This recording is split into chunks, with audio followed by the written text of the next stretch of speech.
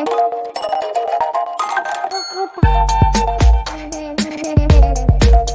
Everyone, इस video में बात कर लेते हैं नेशनल एल्यूमिनियम की। क्विकली एनालिसिस देख लेते हैं। चैनल को लाइक एंड सब्सक्राइब करना मत भूलिएगा। तो नेशनल एल्यूमिनियम में आप देख रहे होंगे स्टॉक में एक कंसिस्टेंट फॉल बनती हुई नजर आ रहा है। हालांकि कोशिश रोज होती है बढ़ने की, but same day profit booking के साथ स्टॉक 180 से रिजेक्शन फेस करते हुए नजर आ रहा है।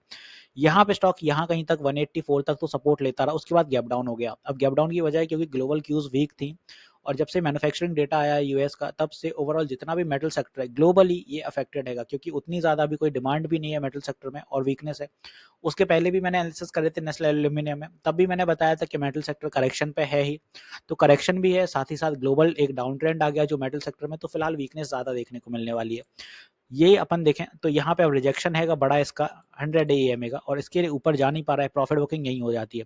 रोज कोशिश जरूर होती है, बट सेलिंग उतनी ही ज्यादा तेज रहती है। और नीचे जो स्ट्रॉन्ग सपोर्ट बन रहा है वो बन रहा है 171 172 के अराउंड, यहाँ कहीं पे फिलहाल इसी रेंज में चल रहा है। तो एज ऑफ अभी ऊपर की दिशा के लिए कोई बड़े टारगेट तो है नहीं बाय एनी मींस। अगर कोई अच्छी न्यूज आ जाती है, या क्योंकि अभी रिजल्ट भी आने वाले हैं स्टॉक के, तो अगर कोई ऐसा अच्छी न्यूज़ रहती है या बाय रिजल्ट के आसपास कोई वोलेटिलिटी दिखती है, तो ये पहला हर्डल होगा 187 के आसपास। यहाँ कहीं फिर से रिजेक्शन देखने को मिल सकता है 187 के अराउंड। वो इसलिए क्योंकि यहाँ ईएमए भी है और ट्रेंड लाइन का हर्डल भी है। तो ये एक अपन अगर अप ट्रेंड दिखा रहा है तो ये फिर से रिजेक्शन रहेगा।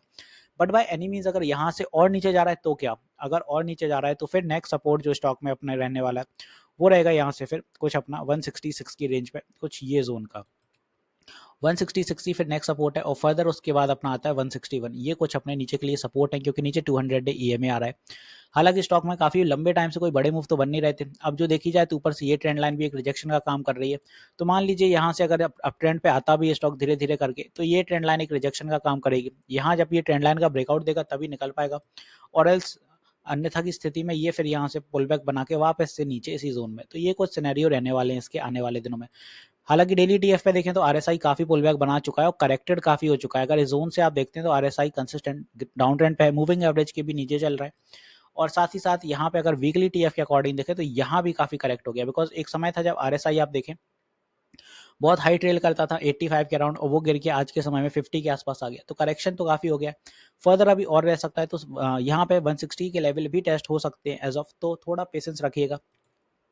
रिजल्ट की बात है तो ये 12 अगस्त को रिजल्ट है, और 12 अगस्त को कैसे क्या रिजल्ट रहते हैं देखते हैं, वो तभी पता चलेगा। हालांकि जो सिनेरियो चल रहा है करंट, अगर देखा जाए तो रिजल्ट के सीजन में रिजल्ट उतने अच्छे देखने को मिल नहीं रहे हैं जून क्वार्टर में।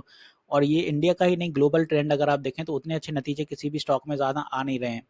फाइनली यहाँ पे जो भी अपना रहता है, नतीजे अच्छे रहते हैं बुरे रहते हैं। फिलहाल तो स्टॉक करेक्शन में ही है, तो मान लीजिए अगर नतीजे अच्छे भी आते हैं तो कोई ऐसा बड़ा फर्क नहीं पड़ेगा। एक दो दिन के लिए मे भी अच्छा मूव दिख जाए, ओवरऑल ट्रेंड तो वीकनेस का ही है।